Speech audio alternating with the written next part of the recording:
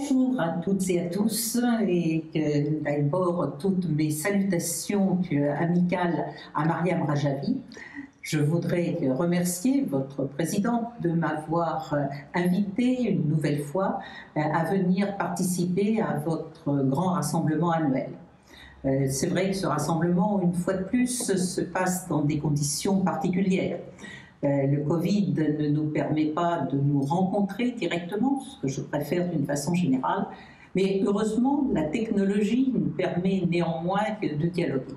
Et je pense que dans cette période, c'est important effectivement de pouvoir continuer à entretenir des relations, pouvoir continuer à réfléchir ensemble à ce qui se passe dans le monde. Un monde toujours plus complexe, un monde qui a besoin de personnalités telles que Mariam Rajavi, avec son attachement aux droits de l'homme, son attachement aux valeurs démocratiques, son attachement à la laïcité et aux droits des femmes à pouvoir s'exprimer. Alors oui, Mariam Rajavi, je vous souhaite une nouvelle fois de pouvoir continuer longtemps à mener ce combat pour vos idées, pour vos valeurs, qui est le vôtre.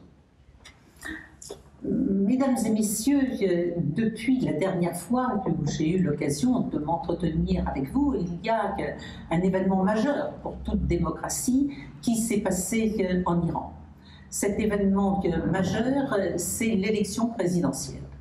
Et c'est vrai que dans tous les pays démocratiques, l'élection présidentielle, c'est un moment particulier, le moment probablement le plus intense pour une démocratie.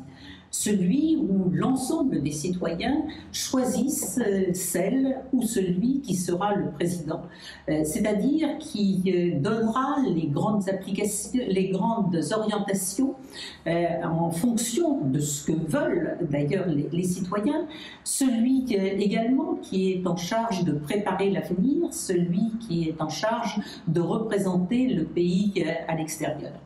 Oui, c'est pour cela, et parce qu'il y a à la fois cet enjeu majeur pour le futur, mais aussi la participation de tous les citoyens, qu'une élection présidentielle est un moment fort dans une démocratie. Hélas, ce moment a pris un aspect particulier en Iran, loin de ce que l'Union européenne attend et espère pour un grand pays comme l'Iran. D'abord, la première des choses et qui est contraire au principe démocratique, c'est que le choix même des électeurs a été restreint. Normalement, on choisit son président parmi un grand nombre d'hommes et de femmes qui sont candidats. Il ne s'agit pas de principes occidentaux, il ne s'agit pas de principes américains, il ne s'agit pas de principes asiatiques, c'est le principe de l'idée même de la démocratie.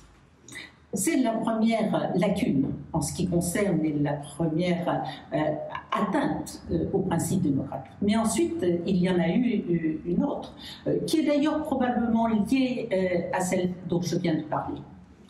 Probablement parce que l'élection était en quelque sorte jouée d'avance. Mais ce que je dis aussi, c'est qu'il y a un certain nombre de valeurs communes qui dépassent les pays, qui sont au-dessus de cela. Et dans ces valeurs, il y a la démocratie.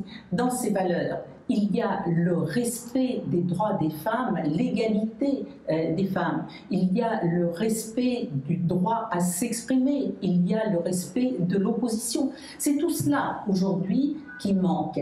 Et on a vu à travers la grande abstention et le ras-le-bol qui est exprimé par un certain nombre d'Iraniennes et d'Iraniens qu'il faut que l'Iran bouge dans ce domaine. Il est évident que le monde entier compte sur un Iran qui soit un facteur de paix et de stabilité.